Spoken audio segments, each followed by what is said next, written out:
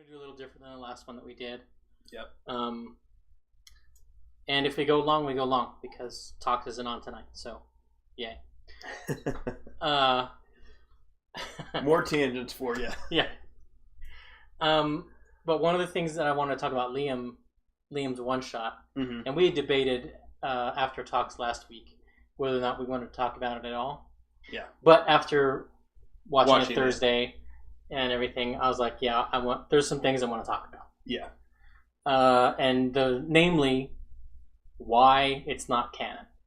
Because when Matt said that on the Thursday before he left, I was sort of like, it's kind of an odd caveat to. Yeah, because they've never announced that. I've never assumed that any of them were really canon. Yeah. But he made a specific point to announce that. Yeah. Well, and really, I think Travis's as Grog was the only one set in Exandria. Because I don't think Sam's one shot. Sam's Barroom Brawl was set in Right. Exandria. This one is set in Exandria. Yeah. The Song of the Lorelei. I think those are the only three. Yeah.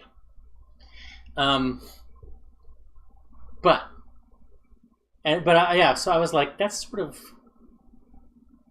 in an odd. Calling Liam out is the wrong terminology, but like. The only thing I can think of is this is one that didn't take place in a time gap, or wasn't a. Well, Grog's was kind of a flashback. Yeah.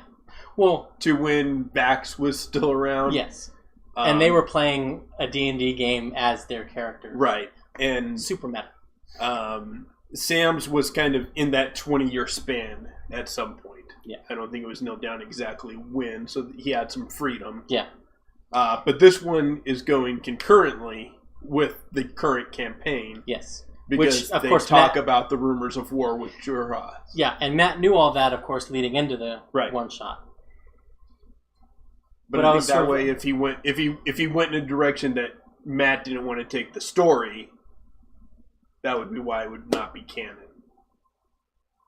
Yes, but at the same time, like, if Liam had been talking to Matt and the story that he wanted to tell could very easily have been in canon, as it were. Except for the fact the story he wanted to tell cannot be canon. Yeah. I mean, from Matt's point of view. Right. So this really was the first time one of the players has essentially done what we did for our one-shot, which that is to say, play a game set in Exandria using Matt's source stuff. Yeah. But the big thing that the reason why Matt said it wasn't canon and that it can't be canon is the quarter drow, I guess, is what they would be. Quarter or eighth drow. Humans. Because I don't think they were half drow. Right. Otherwise, they all would have spoken Elvish. Right.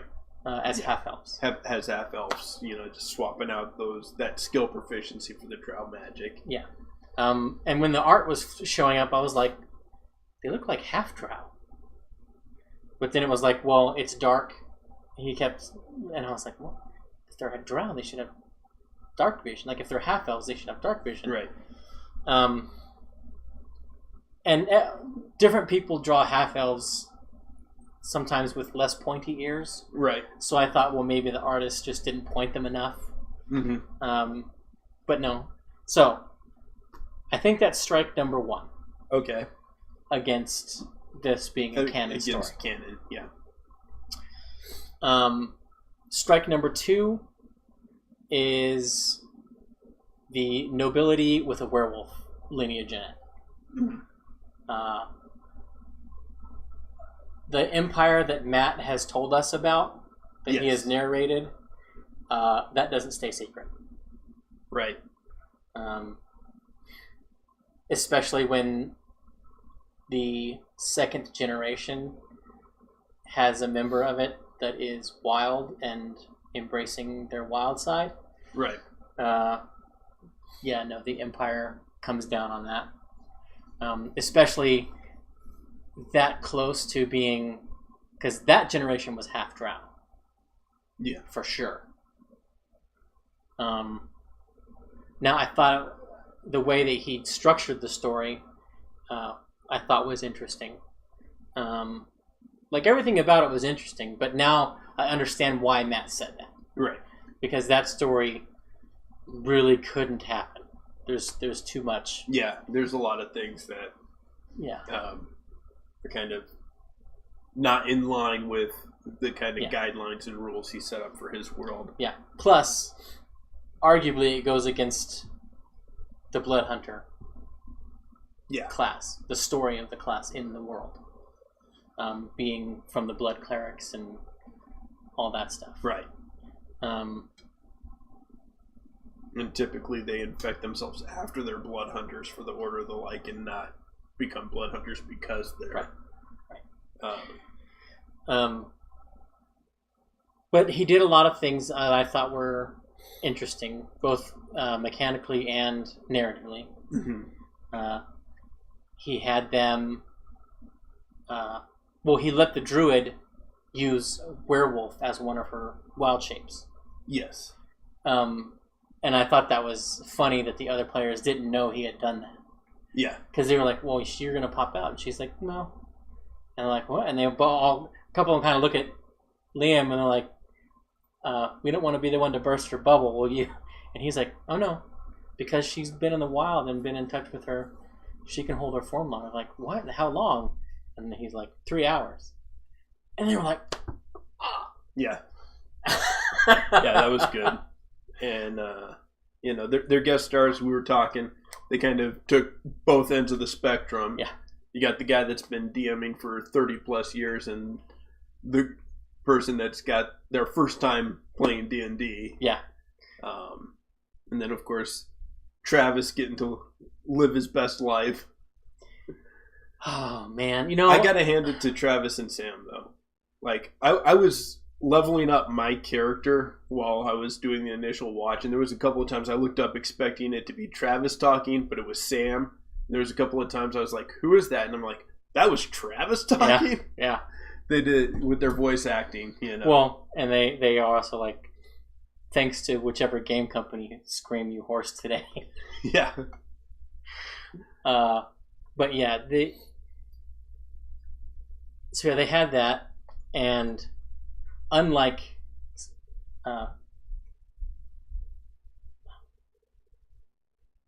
Somali, who got in a practice game right to get a hang of the mechanics, I don't think she did. No, I don't think so. But what I loved about what Liam did, I'm pretty sure Liam did, was he sat down with her and he gave her the important narrative information that was going to be pertinent later. Yeah. For instance, like when they found the bag and they were like, she knew what it was. Yeah. And she was able to connect it to a sense memory that she had. Yeah. And I think, and that was great. And if you're GMing for a new player, I think that is a great thing to do. Yeah. To give them the exposition, because it gives them a way to have the spotlight without it gives them the spotlight with training wheels. Right. Essentially. They have the information, they know it, and they can present it. And if they forget or whatever, they can ask the DM to remind them details or whatever. Yeah. But it puts them in a position of safety, but also center stage. Yeah. Which I thought was great. And I mean, she was right into it right away with the producing the flame. Yeah. And they come back to the hook. Yeah. She just her facial expressions just flip from, oh my gosh, these people are amazing, to, oh my gosh, send help, these people are crazy. which I loved. Yeah. And the moonbeam controversy came up. Yeah. Yeah. That spell is misunderstood a lot. And a lot of fights happen because of it. But regardless, I don't think Liam made any huge mistakes. There were a couple things in the moment I was like, why would you do that? Yeah. But and like one of the things, like when she first cast haste in the fight with the drow, she technically had that other action. Yeah.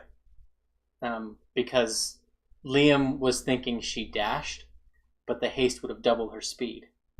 So she wouldn't have needed to dash. But there is the limit on, hey, you can't cast another level spell if you've already cast one this turn. Right. And there's really no way around that, rules as written. Matt has the optional rule and the driver. Yeah. Yeah. Which he basically just used it as an optional rule in campaign 1. Yeah, he just gave it to him. But not until 8th level. Right. Because and that's the prerequisite for the feat, is that you cast spells in 8th level. Yeah. So yeah, that was that kind of made me smile. The fact that they were trying to count actions and stuff, and if she had the action or not, and whether or not she could cast a spell. And Liam did the right rule 0. Fuck it. Yeah. I say you can do it, you can do it. Yep.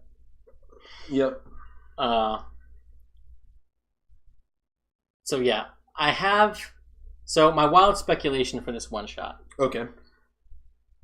Is that if Liam DMs again, there will be a continuation of the story. Okay. And I don't think it's too wild of a speculation. No, especially considering that's what he did with his last 2 one-shots. Yeah. One is a continuation of another. Yeah. So, and the players had changed between the one-shots. Yep. And he just rolled with it and went right into it. And folded them in, yep. So yeah, I think the next one-shot that he runs will be a continuation. Okay. So it'll probably be verse 2. Second verse, same as the first. Well, it'll rhyme at least. But our retrospective. Yes. We got a few things we're going to go over. Yeah. And one of the things that we've continued to sort of bring up with glee. Yes. That we were right is the Traveler. Yes. Or who we think the Traveler is. Yes. Now, I say with glee because we're right, because we have interpreted the information that we've gotten to be that we're right. Yes. It has not been confirmed by Matt in any way whatsoever, but, I mean... Yeah, but it's not a stretch to interpret the information to justify our conclusion. Exactly. And that is that the Traveler is Artagon Garmelli. Yep, from Campaign 1, from the Feywild. Who they built the door for, the door with the road. They were supposed to build the door for. No, it was stated that they did post-campaign. Okay. They did state in actually the epilogue show. I missed that. Yeah, he did mention that you guys do that. Finish that. So, in canon, epilogue, it was built. Okay. All right. So, that and the voice and the sketchbook and... Yeah, I mean, the evidence has just been piling up. Now, we called that... I think in episode 3 or 4. I was going to say, early. Yeah, it was very early, and I was, and then just I remember discussing with you over dinner before the show, and I was like, "This is what I think," and you're like, "Oh my god." Yeah. So yeah, I mean, the sketchbook, the fact that the Traveler didn't know what the dodecahedron was. Yes. The sketching, the fact that we now have an appointed celestial date of importance. Yes. Where his followers are going to get together and do something. Yes. The first annual Traveler Convention. Yes. The Traveler's Miracle. Yes. Is what it's going to end up being. I don't think we have enough to speculate exactly what that's going to be. Do you think we'll get confirmation at that point? I lean to no. I also lean to no as well. I don't think...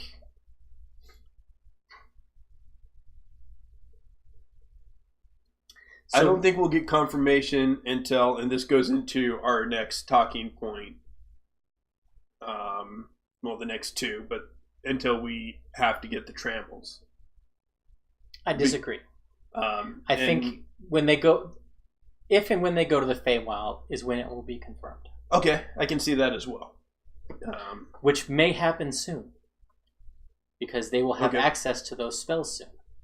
Okay, yeah, I can see that. That would be the one. That would be my one caveat to it being done before the Trammels. Okay. But if they don't go to the Feywild, it will be with the Trammels. Yeah. And like I've said before, we've talked about the Trammels being weak on the Chained Oblivion, and I'm jumping ahead, but because they use the same gods, so they'll be using new gods.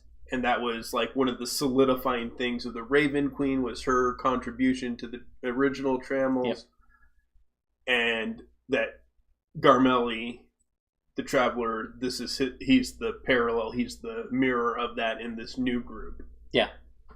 And so him doing a Trammel will solidify his deification. Right. And let's talk about we'll talk about it. Yeah. So the other major theory that we've had since technically before day one, since before campaign 1 ended. Before campaign. Yeah, that's true. Since the first Vecna fight. Yes. We were talking about Matt wanting to use Vecna as his big bad for the end of campaign 1 because Vecna was so iconic. Right. And that campaign 2, I assumed he would also want to use an equally iconic villain. Right. And I said the Tarrasque. Yes. Just because it's the other iconic big bad. Yeah. And it's world ending. It's a beast. Yeah. The fact that it sleeps within the earth can be termed chained. Yes. To be chained. The information that we've gotten from Matt and the show has been that there was a beast unleashed and it was tearing across Exandria. Right. So everything.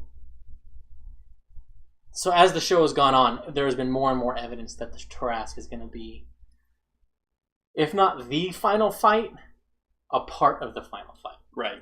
And this actually came to me today. Okay. Because I don't necessarily think the Tarrasque is going to be the final fight. Okay. I don't know why, but I had a thought about that too. But like go ahead. Them applying the Trammels to the Tarrasque.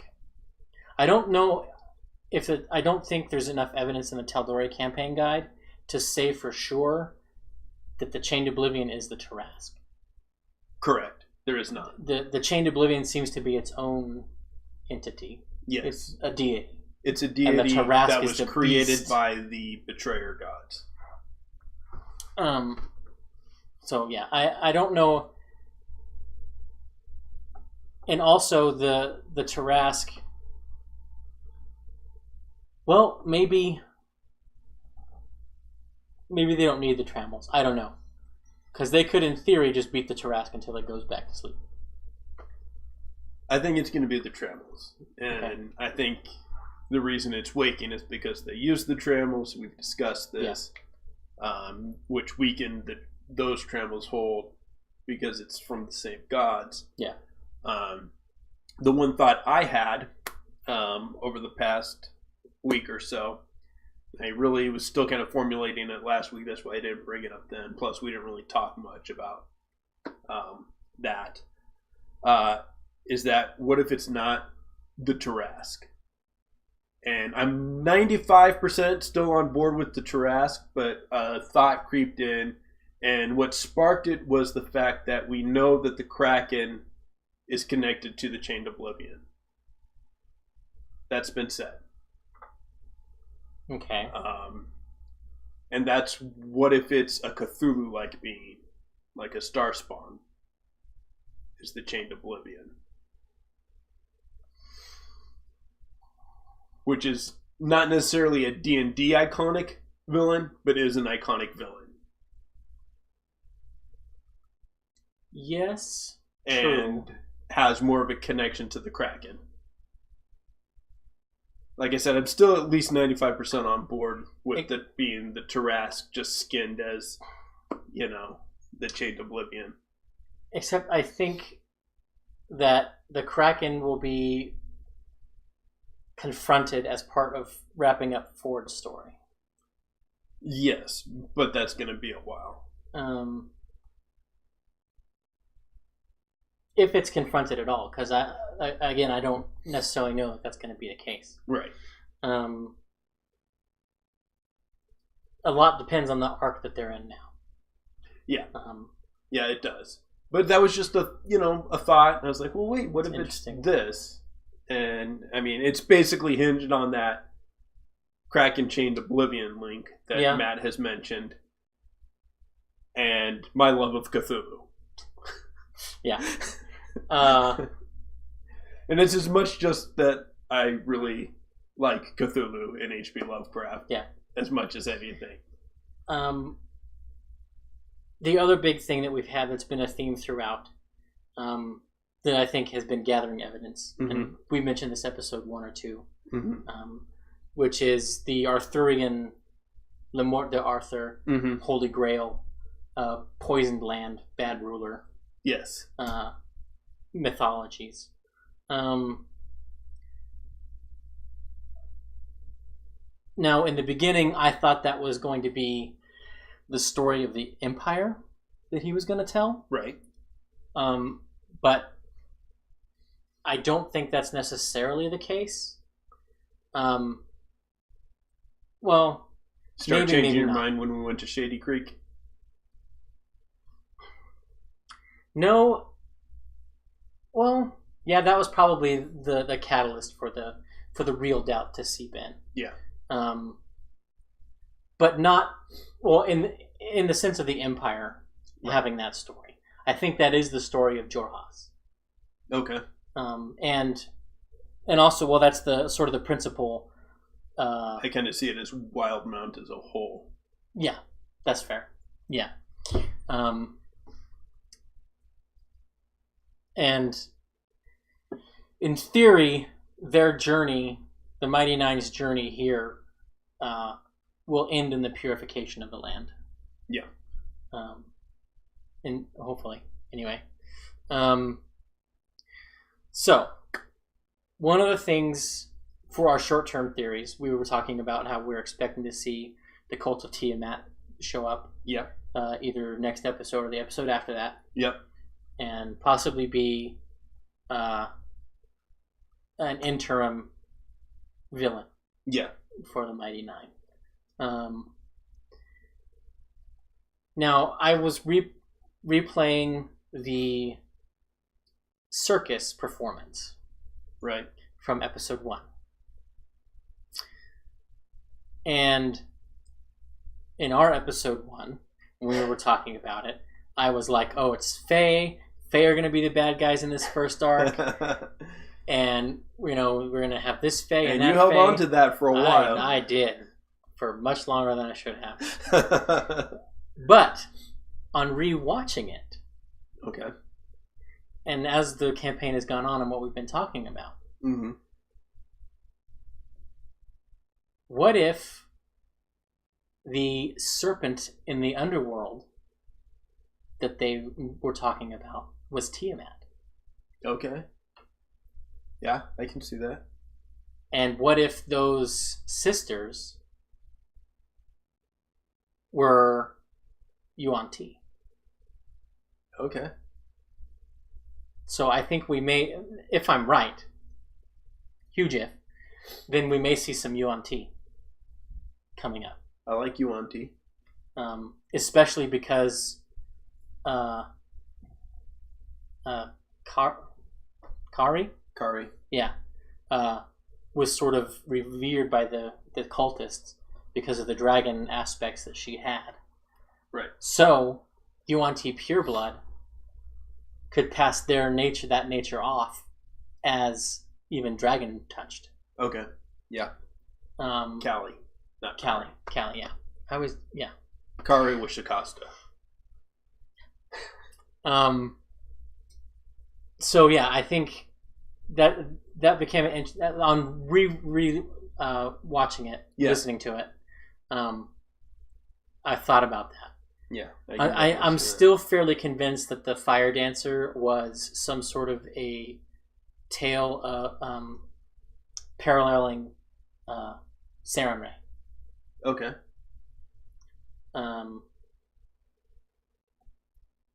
And I'm still not sure about what happened with Clowry and the dwarf girl. Yeah. I still think we're going to see the dwarf girl come back. Yes. In a not good for the Mighty Nine way. Yes. Especially because the Mighty Nine sent them to the Menagerie Coast. Yeah. Well, sent the dwarf girl. Well, the remains of the circus. Yeah. So yeah, we'll see that. I think.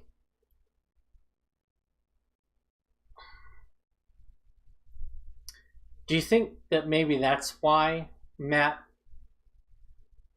retconned his quick glossing over of the journey to play through the journey so that they could see Gustav, so that he could reintroduce that thread to not only the players but the audience as well? Possibly. I still think that one of the players was like, I wanted to do this in X town, and he's like, okay, we'll rewind and go through it. Yeah, for sure. So the other thing we have to look forward to also is discovering more about Fjord's patron and his relation. Well, it is technically inaccurate to refer to the Kraken as Fjord's patron because Fjord is a hexblade. Okay. So technically, the weapon is his patron. Not necessarily. Mechanically, it is. Mechanically, it says usually, and it's usually just an extension of something from the Shadowfell. Yes, but the Kraken isn't from the Shadowfell. I mean, yeah, and this wouldn't be the first time that it's been reflavored. Yeah.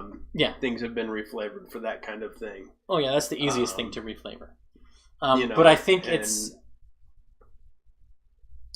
I think the falchion is, and the weapon aspect of the hexblade is really more of a symbolic thing in this case. Okay.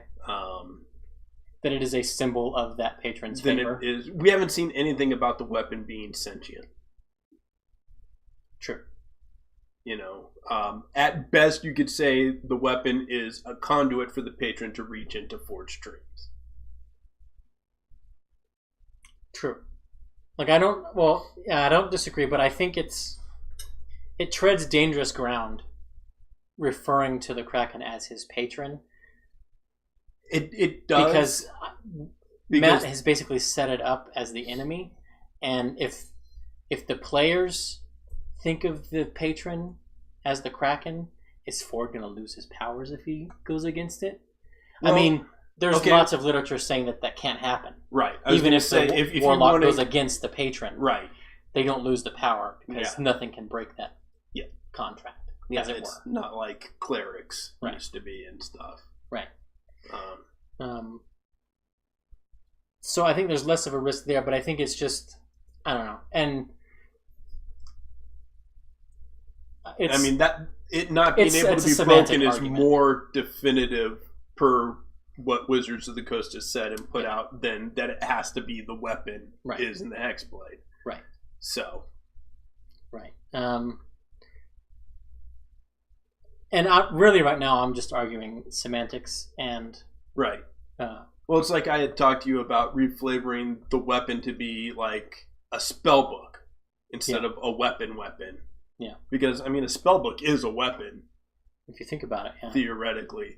And what better than to have, like, the soul of the long dead wizard trapped in a spell book, reaching out and, you know...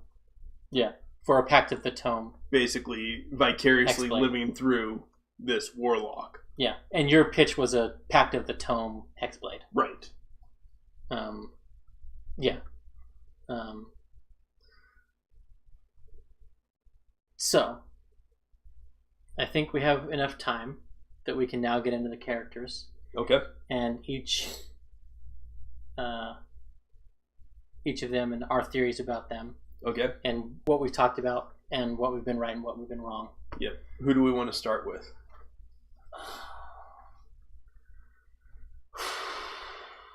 Why don't we start with Beau? Beau? Yeah. We always talked about how we thought she was immediately Cobalt Soul. Like as soon as they released the color picture of the characters, we were like, oh, Cobalt Soul monk. Yeah. We're like, that's that. Yeah. We've toyed around with, well, maybe she'll go Drunken Master. Just because of the RP choices she did early on before they got level 3. Yeah. We had mentioned that as a second choice. Yeah. And Marisha even talked about that she'd played with that idea. Yeah. Yeah. And she was the first one whose background we found out. Yes. That we, the criminal background. And technically, the first time we had an instance of the metagame pigeon. Yeah. Because that was the first time she was like, my criminal background.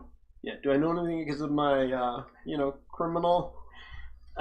Which is very close to the tone that they use when the metagame pigeon comes out. Yeah. And I don't know if that was just the... Yeah. I think that was just a coincidence. Yeah. Now, we don't have any... What does Beau want out of life? Other than to drink a lot, fight. She wants to drink. Have sex. She wants to fight. She wants to become a better person. And she wants Yasha. The better person is new. It is. And I don't know if necessarily that is true in the sense that I don't think she necessarily wants to be a better person. She wants to just have a better effect on the world. Okay. I'll give you that one. She doesn't, because she hasn't toned down her drinking or her attitude or her anything. Debauchery. Yeah. She just wants to leave the world a little better than she found it. Yeah. So, yeah. It will be interesting because Matt has laid the seeds for them to further want to go into Jorhas. Yeah. Which will be the next arc. Level 8 to 10, maybe, will be them going to Jorhas, I think. Unless 8 to 10 becomes the Feywild. Yes. Okay. Nope. Feywild's after Jorhas. Okay. Because of the Elven connection. Okay, I can see that. And they'll have a little more... They'll have the extra, 4th level spell slot for Plane Shift. Yeah. So they can get there and back, in theory, in a single long rest. Okay. So... that's probably where it's going to be. Okay. We've seen a lot of things from both Marisha and Matt in role playing out the character's growth in their class abilities. Yes. Which doesn't have to be done. But it definitely adds to immersion. Yeah. When you can do that. And it's Matt's subclass. Yeah. That they're playing. So doing that also adds another way for Matt to explain to anyone who's playing a Cobalt Soul Monk where these powers come from. Yeah. In the show behind them. Because it is the class abilities, the subclass abilities are definitely the least combat heavy of any of the monk subclasses. Yeah. There's definitely a lot more ingrained into the role playing half. Right. So Beau's criminal background and her connections to Trust and Wilde were not brought up this last time they went through. No. There's still a dangling plot thread of that poisoned wine. Yeah. That was going to the bomb box. Yes. Yes. We found another clandestine drop. Yeah. Of cash on the way out. How is that going to affect Beau if they don't pick up that thread in time and then they find out someone was poisoned with the wine? With her wanting to leave the world a better place and, oh shit, I didn't do something. You think that's going to fuck with her a little bit? Yeah, more than a little. I think that might devastate her. And I was asked about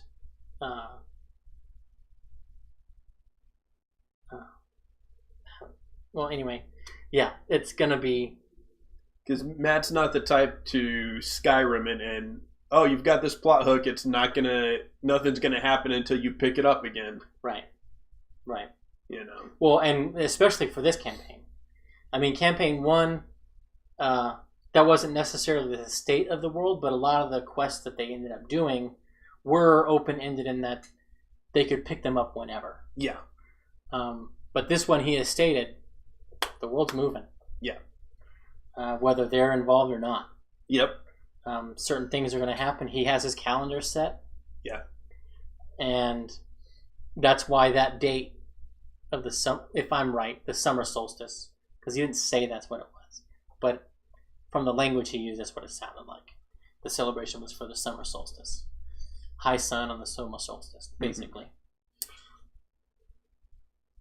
What if, this is just a random thought I'm just having, the bomb box,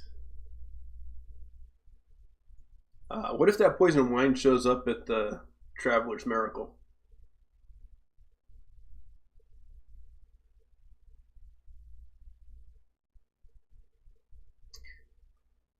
I don't think so. I think that wine is meant for one of the other families in Trostenwald. What if one of the other families is one of the Traveler's people? I mean, that'd be a big coincidence. But not impossible. Yeah. I'm just thinking of going off of that. Oh fuck! I didn't look into it, and what if it happens right in front of her? Oh, you mean the event? No, I don't think that will happen. I think the next time, because they're going to be on the Menagerie Coast for a while, probably 2 weeks of game time. Is my guess. Okay. Just because of the number of adventuring days and XP and the pace of the story thus far, about 2 weeks. Okay. Which will put, if they go back through Trostenwald, will put them about 2 months out. Okay. From when that was supposed to go through. And either they will see the effects going through Trostenwald, like there's a funeral, or somebody mentions it in the tavern, or when they get back to Zadash and they go see the gentleman, it gets mentioned. Reporting there. back to him. Yeah. Yeah. Or, because the other option is that Beau's lie to the gentleman Is uncovered. Or they find out that the gentleman offed the bomb box. Oh, okay. Yeah, I can see that. So yeah, I think that's all we can talk about on Beau. Yeah. We went a little long than we wanted to. Caleb is the next big one, I think. Okay. We can try to rush through Caleb.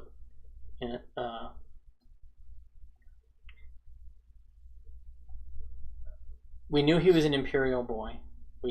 And the other half of the Empire kids. Yep. And his PTSD has become a little more relevant in battles, because he's actually fallen victim to it once in combat. Yeah. Not at the end. Yeah. As most of the times are. We have more confirmation that his end goal is Wish. Yep.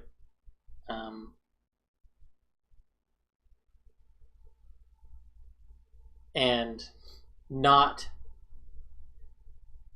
is still pushing him to get... Well, she will eventually reveal her hand for true polymorph. Yeah. They are almost to the level where Caleb can learn polymorph. Yeah. I don't think that is on Liam's list of spells to learn. No. So it will be interesting how that comes up. Yeah, he's not going to seek out a scroll and gift it to him. Yeah.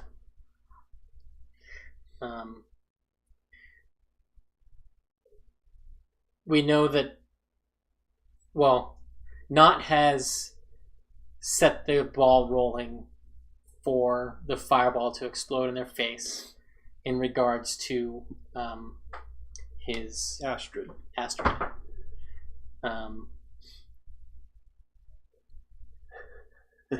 It's just really not going to end well.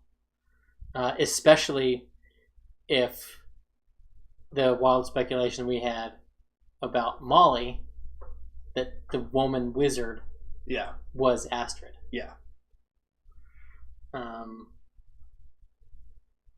And maybe she wasn't, but to tie it all together, Matt makes that change in the narrative. Yeah, I could see that. To bring that Molly story back in a way that's pertinent to someone else in the party that's alive. Yeah. Although I can see it having been the thing as soon as their backstories were kind of mentioned. Yeah. Because they, both of them especially, leave it open enough and say, hey, there was this. Yeah.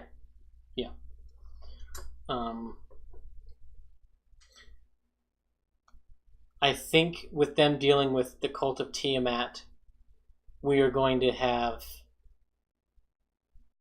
Well, with Caleb basically becoming the leader. Yeah. This last arc in Shady Creek pretty much has solidified him as the leader. Whether he wants at least it or in not. the minds of the people who were not the captives. Well, I would even argue in their minds. Because when Nott said that, Caleb's the leader now, they both fell into line immediately. I still think Fjord has not challenged him on anything. Beau has not challenged him on anything. Yeah. I think Caleb is going to do everything to it. I think he's towing the line to toe the line for right now. No, I think his thank you to Caleb, the apology thank you, as I like to call it. Which I'm still not convinced was apology, but yeah. I think that was him acknowledging his that Caleb, relinquishing his claim. Not necessarily the relinquishing his claim, but he's no longer going to question Caleb's motives. Okay. And that's why I say he has not questioned Caleb at all. Okay. He hasn't, because he's not questioning Caleb's motives anymore. Where before he had a pretty good reason to, when Caleb basically every night before bed was talking to Nott. You're going to bounce? Right. Although, Caleb also hasn't really given them a serious reason to question. Right. Since then. Which we may see. Yeah. Because I think that... And I think that'll tell whether your assumption is right or not, is when we see those questionable motives come back in, when we see that authoritarian, militant, lawful evil rear its head, and how especially Beau reacts to that, because she stated that's what the people who I rebelled against were like.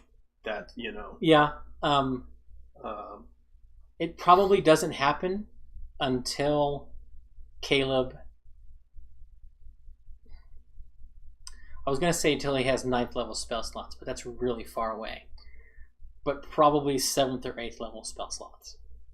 Because that's the point at which Caleb is going to begin to deviate to what he wants to do. To begin setting up his plans for that. Okay. For taking out I think we're going to Trent. see it as soon as they confront the cult of Tiamat. That's the last time we had a real hot button issue with Caleb. And I think he's going to come at it with that same intensity, and that's when we'll see whether it's going to trigger at least Beau. I think that will be the first... Okay, yeah, that will probably be the first test, but I don't think it's going to be a trigger. But Caleb has basically...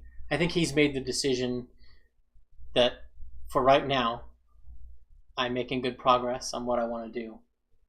And if I can get these guys to survive, and if it means that I'm the one making the plans and making the decisions, then fine. Because I think especially if it comes down to it's their crazy plan or my plan, if I'm going to die, I want it to be under my plan. Right. Well, and I'm not arguing that, just more how we've seen him establish plans, how we've seen him confront that. Yeah. He tends to go, and he's kind of backed off on that since Molly's died. Yeah. But more barking of orders than... He tends to be, it's this, you guys have no say, we do it this way. Yeah. And that's the trigger for Beau, at least. That's true. The trigger for Fjord is more when it's questioning, is he doing this for himself or is he doing this for us? Yeah. Which will be a lot longer till we see, I think. But I think Caleb's just upbringing, his training with Trent, his past, the longer he's in control, he's in charge, the more likely he is to slip back into that. Oh, that's definitely... Yeah, for sure. So... yeah, for sure. So Nott. Let's go on to Nott.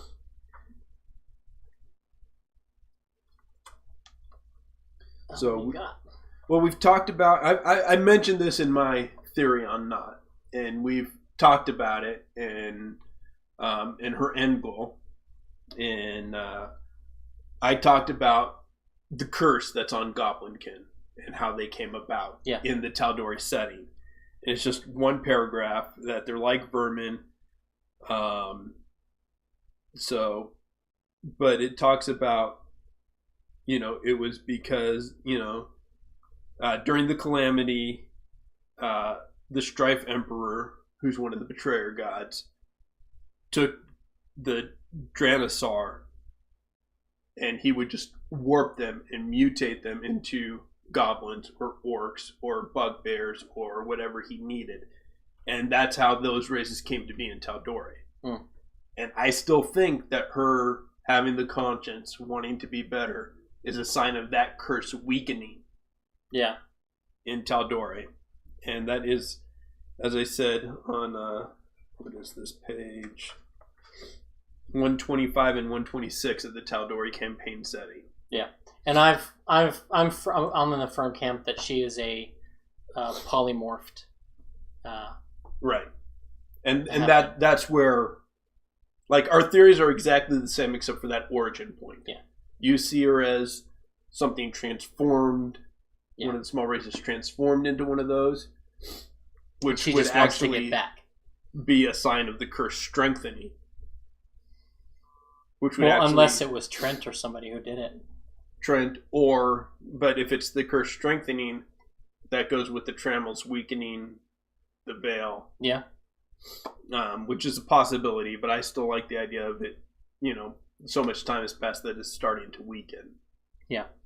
And I think Nott is going to be a big reason why, continuing to be a big reason why, the Mighty Nine follow Caleb.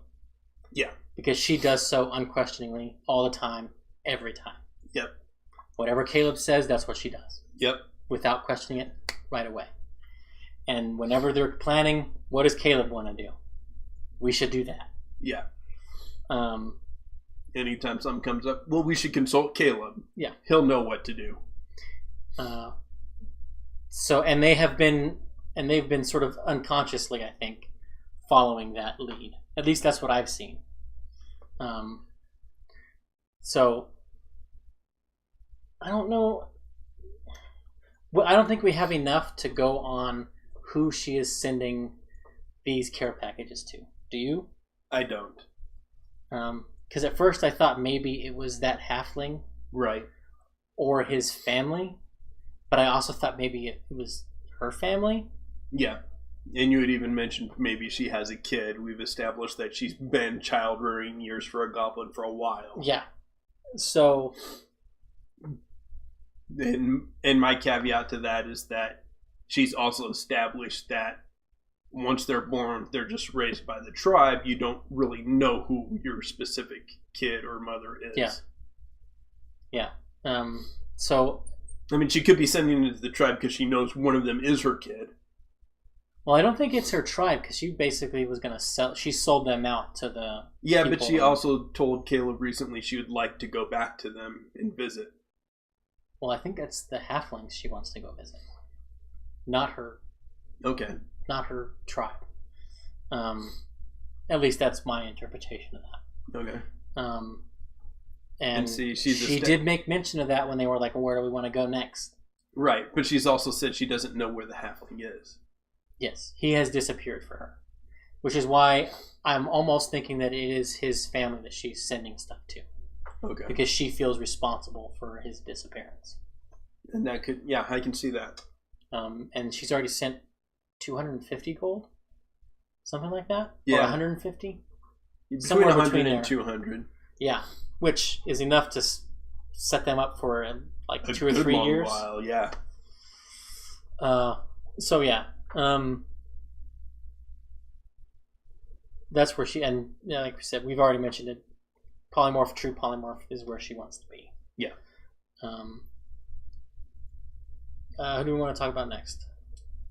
Let's jump into Fjord. Fjord? Yeah. Right. And we've already talked a little bit about Fjord tonight. Yeah, so this should be quick. We're getting into his captain and discovering whether or not they were carrying slaves, as is your theory. Yep. Or if it was some other thing having to do with whatever, that the ship got blown up. Well, I think the ship got blown up because of the cracked crystal. Yes. The orb. Yeah. But that does not mean they weren't carrying slaves. True. And they may not have been solely a slave ship. That could have just been, we need cargo. We'll take the job. Yeah. But the major thing in my mind against that is that Fjord is lawful good. That tends to be antithetical to the lawful good alignment. Yes. Though he doesn't play lawful good. Well, he doesn't play lawful good, in my opinion. I think there's been several instances that he's derive pretty far from that. Yeah. And even the best of intentioned people can do bad things when it's for someone they love. And he's established he loved this captain like a father. True. And he could have been sucked into something he didn't want to do. Yeah. Yeah, that's true. Regardless, he is more closely tied to the slave trade than anyone else. He's got experience with that. Whether he was a slave, he transported slaves, he knew people who transported slaves closely, whatever it was. And based on his line with the gentleman. Based on his talk with the gentleman, I'm still sticking with that. Yeah.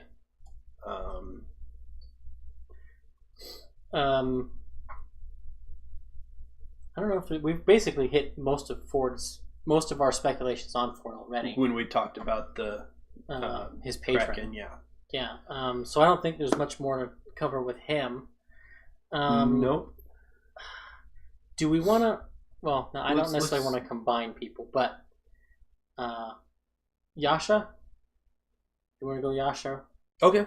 I was going to say let's hit Jester, and that's. Oh yeah, let's do Jester.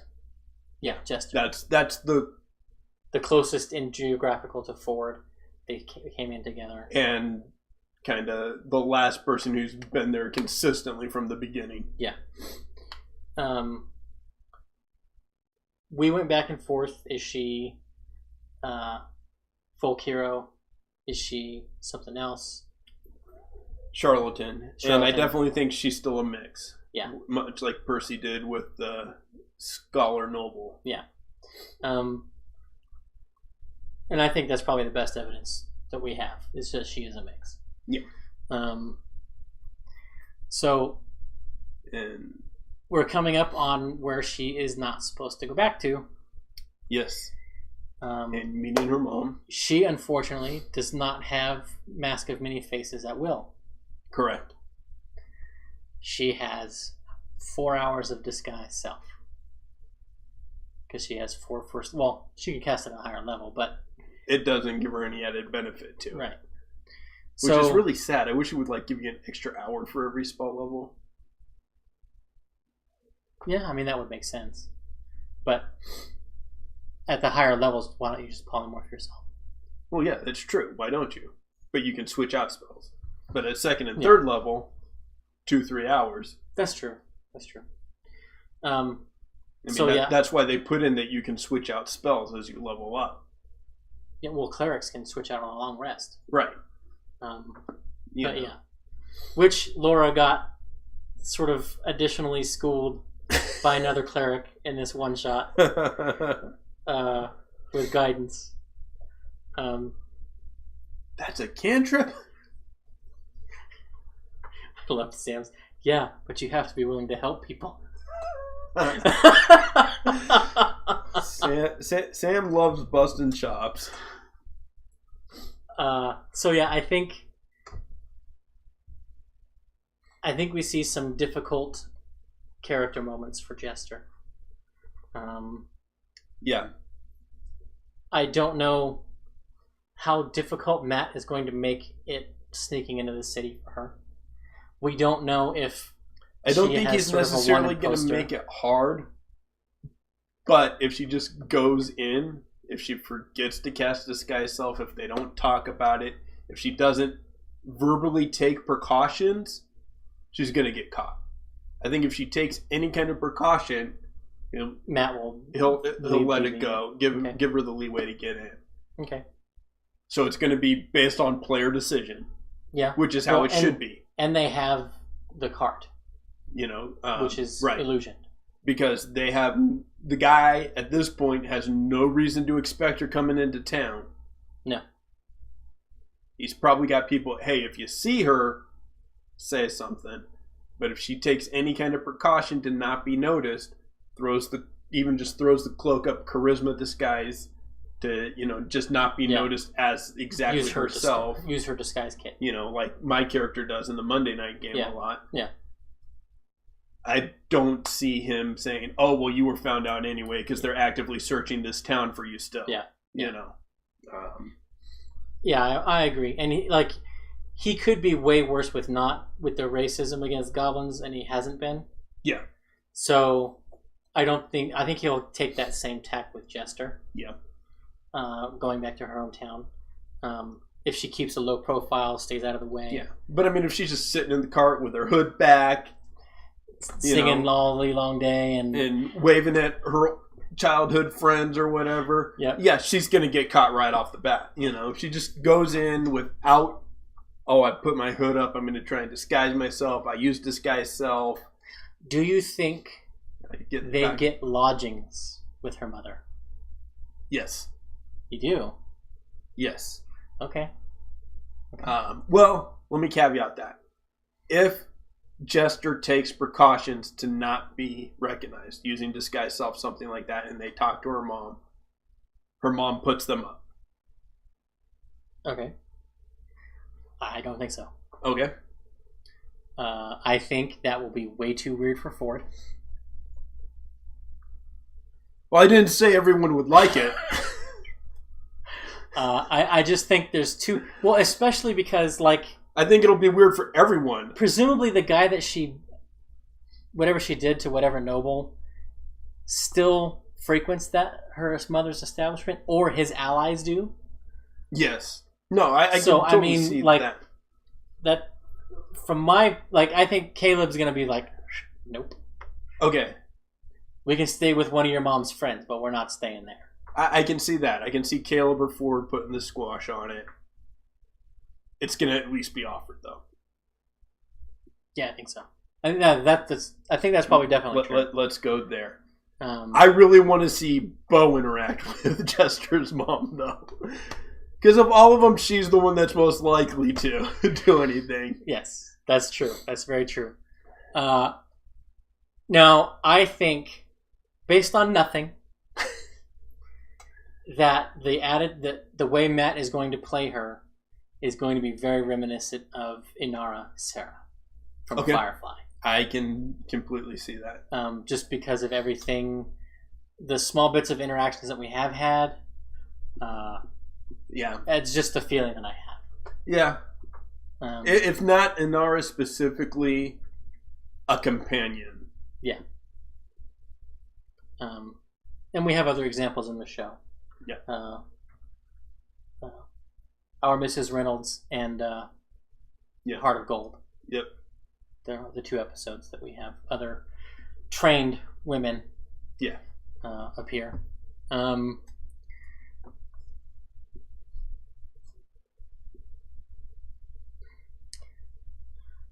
How defensive of the cult of Tiamat does Jester become? I think when she realizes, and I still think with the colors they're going to think, and the cult's going to come looking for her. Maybe not, but I'm sorry, I misunderstood your question. I think she's going to be, very. I think she's drawn the line in the sand. Yeah. You can talk to whatever god you want, no matter who the god is, and she is going to stick up for that. Yeah. She will argue with the party about it. She will, it will be her bone of contention. Yeah, and I think that's the most, for me, that's the most, that's what I'm most excited to see from Jester. Yeah. Is the line that she walks between religious freedom and allowing this cult of the dragon tyrant to flourish and do bad things. Yeah. Is it still okay if they're doing bad things? Yeah. In theory, the gnolls and the human that was dressed as a gnoll were worshipping a demon, and she didn't have any problems with that, but they were monsters. Yeah. Is she going to feel the same way if it's Dragonborn or humans that are doing the worshipping? Even though she has eyewitness testimony.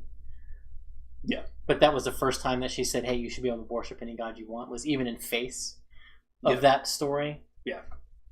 So, yeah, that to me is what I'm most excited to see from Jester. Yeah. In the upcoming arc. And like we say, she will have something to do with the Trammels. If we're right, and the Trammels are going to come into play. Trying to think if there's any other loose ends for Jester, but I don't think so. I don't think so. I think we've covered everything that we have enough information to cover on. Yeah.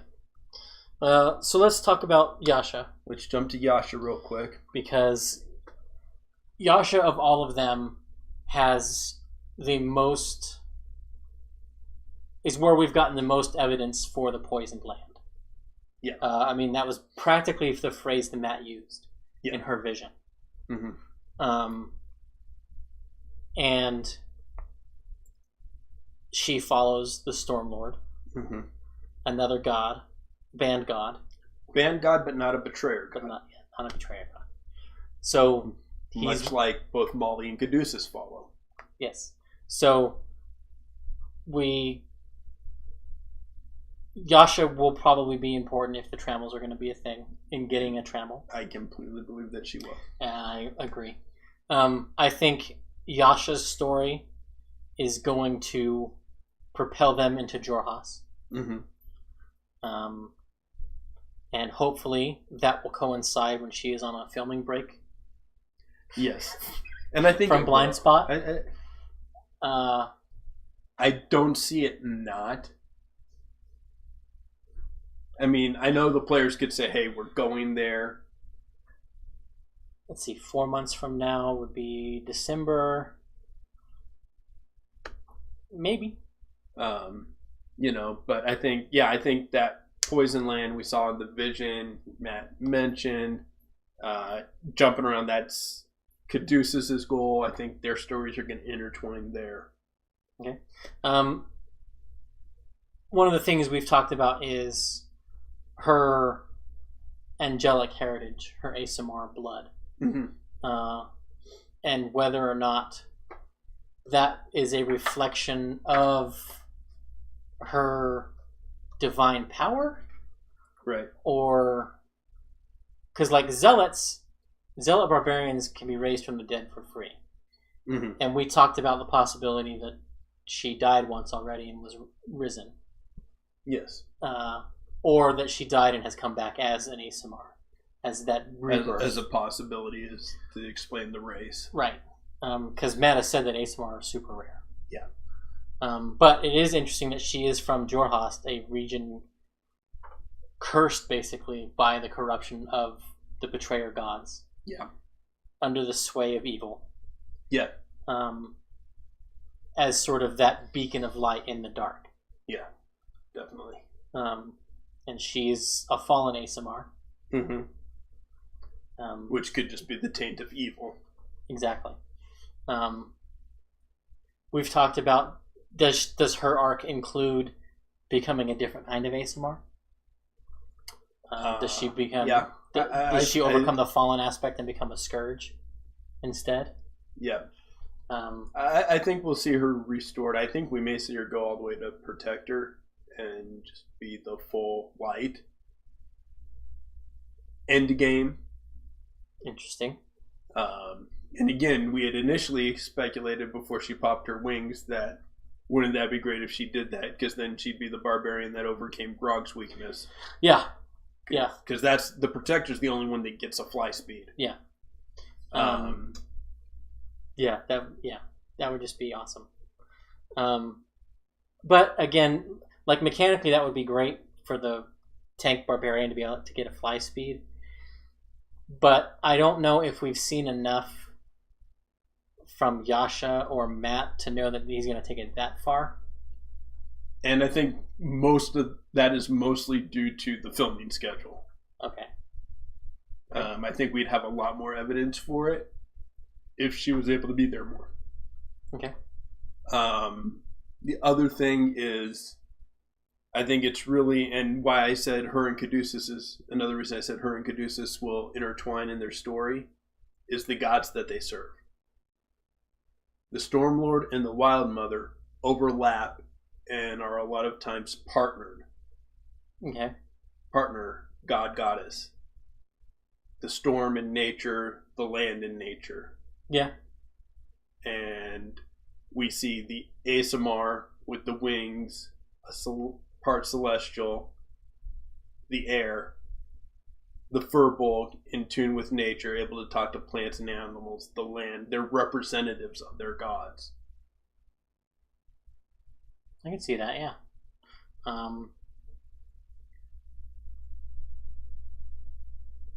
Well, is there any more we want to talk about Yasha? Because that was a good segue to talk about Caduceus. No, I mean, I don't think we have enough to talk more about Yasha. Yeah, I think that's where it's going. I think it's going to be a protector end game. Okay. And I think she's going to intertwine heavily with Caduceus in the healing of the land story. For sure. I'm 100% with you there. Caduceus, who we met in Shady Creek. Yeah. Where, in my mind, it was basically confirmed that's the story going forward, is the poisoned land. Yeah. Healing of the land.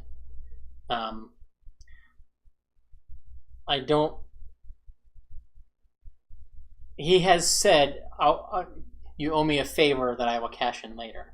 Mm-hmm. And I think that favor gets called in when they go to Jorhas. Yes, I agree. And I think Yasha will be a big proponent of fulfilling that favor. Mm-hmm. I think the favor's going to end up being in line with what they would have done for Yasha anyway. Part of the story's intertwining in that poison land thing. I think they will be parallel, but I think what Caduceus is going to need is going to be different than what Yasha needs. I can see that. Because the poison is different in the two regions. Okay. Like where Yasha's from, it's not just the ground, it's the sky. Yeah. So I think we're dealing with just another parallel of sky and land. Well done, sir. Well done. I mean, I'm just saying it's there if you want to connect the dots. I'm not saying they need to be connected, but they can be. Yeah. We have the potential of meeting Caduceus' other family members. Yes. Because I think just like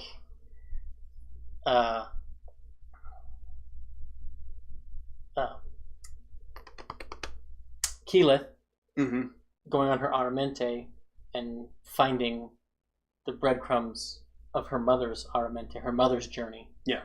I think Caduceus is going to find those same kind of breadcrumbs. Okay. Of his family's efforts.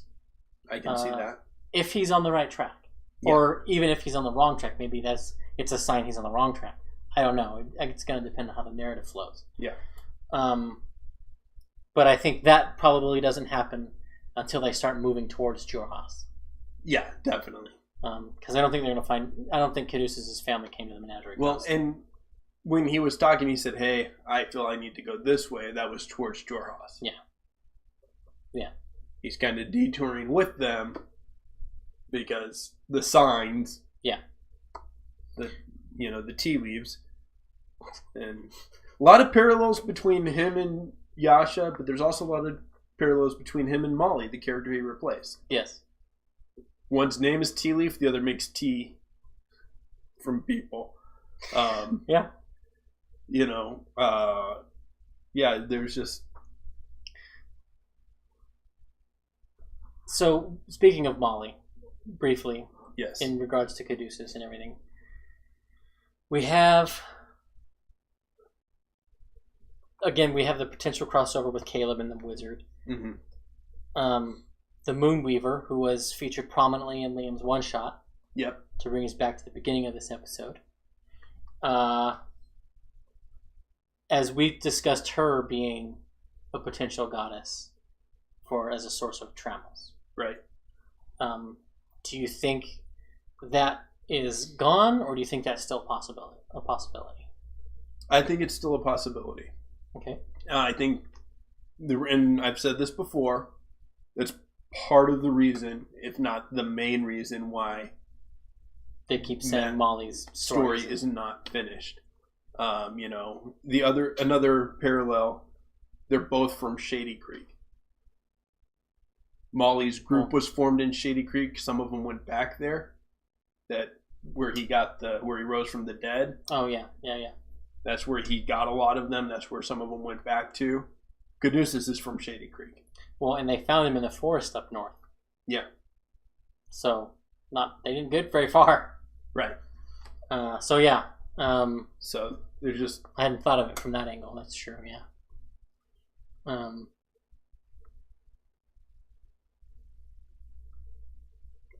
Do we see Caduceus so Caduceus has joined the group and has basically become a foil for not only Laura but Jester. Do we see that foil relationship continue with the aforementioned debate over deity worship? Does Caduceus take the side of, no, we need to stamp out this cult? Because of all of them, I think he might have the most. No, because he's established that he's all for the violence and ending, but that's just because it's part of nature. And I think he's too laid back to be like, yeah, let's do this. He's like, yeah, they probably shouldn't exist. If we want to go after them, cool. If it's natural though, let it happen. If we're not gonna. I can definitely see that being his initial reaction. As far as... But if Matt lets on, hey, the poisoning of the Jorhast is because of the betrayer gods and their followers. Okay, yes. Yes, because then it becomes they're doing something unnatural. Yeah. Which is his thing. Yeah. Nature.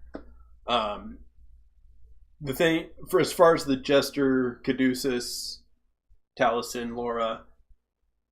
I think Marisha said it best in talking about having two clerics in the party. It's like cats. You get two of them and they get to keep each other in line. That's true. And I think that's going to be... In 7th level, I think they get another cantrip. So maybe she'll pick up guidance. Maybe. And at 8th level, she might pick up healer. But she might forget about both of those things by then and take something different and then be like, wait... Is there a way I can heal? Yeah, if you take a feat.